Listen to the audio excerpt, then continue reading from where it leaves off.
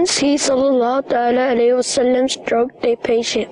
By its blessing, the patient became healthy and his body became fragrant.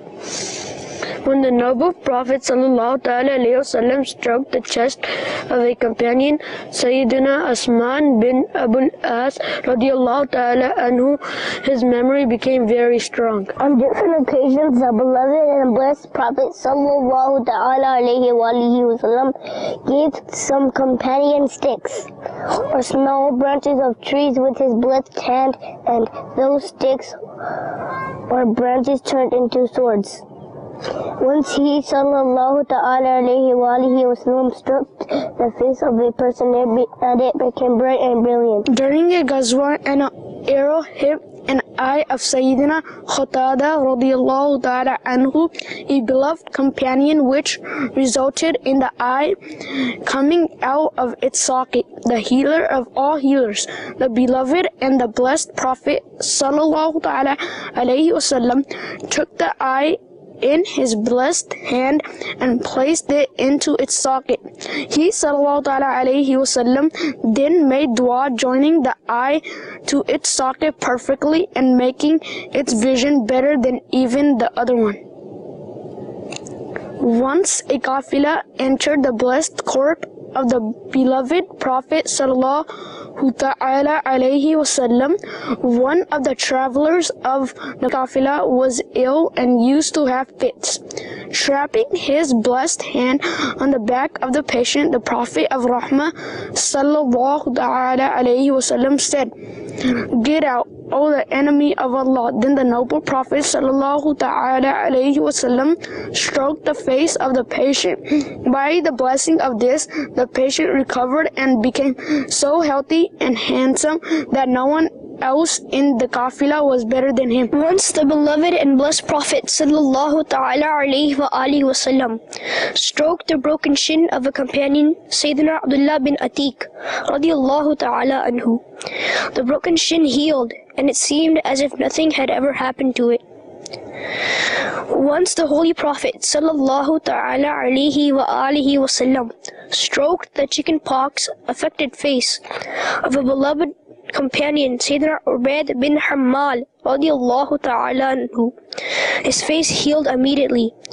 Even the spots left by chickenpox disappeared. The beloved and blessed Prophet sallallahu ta'ala alayhi wasallam was first fed by Sayyidatuna Bibi Amina radiallahu ta'ala anha for 7 days. Then by Thuwaiba radiallahu ta'ala anha for a few days, and then by Sayyidatuna Bibi Halima radiallahu ta'ala anha for 2 years. Regarding the holy childhood of the beloved and blessed Prophet sallallahu ta'ala alayhi wasallam, Bibi Halima radiallahu ta'ala anha has stated, "The beautiful and brilliant face of the beloved Prophet Muhammad sallallahu ta'ala alayhi wasallam used to shine so much at night that there was no need for a lamp for lighting.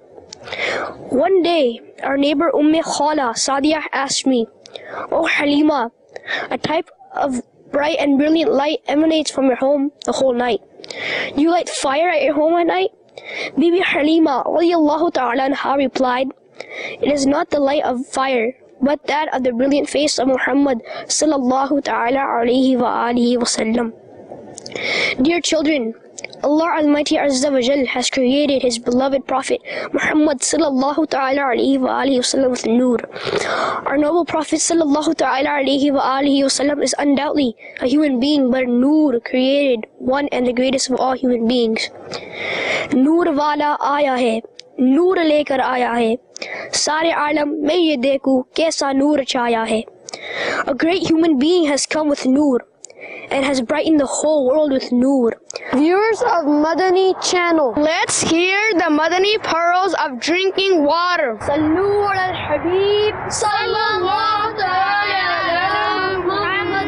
One should drink water while sitting. One should see water and light before he drinks it. One should drink water with the right hand. One should recite Bismillah ar-Rahman ar-Rahim before drinking water. One should drink water in 3 breaths. One should recite Alhamdulillahi Rabbil Alameen after he has drunk the water. I must strive to reform myself and the people of the whole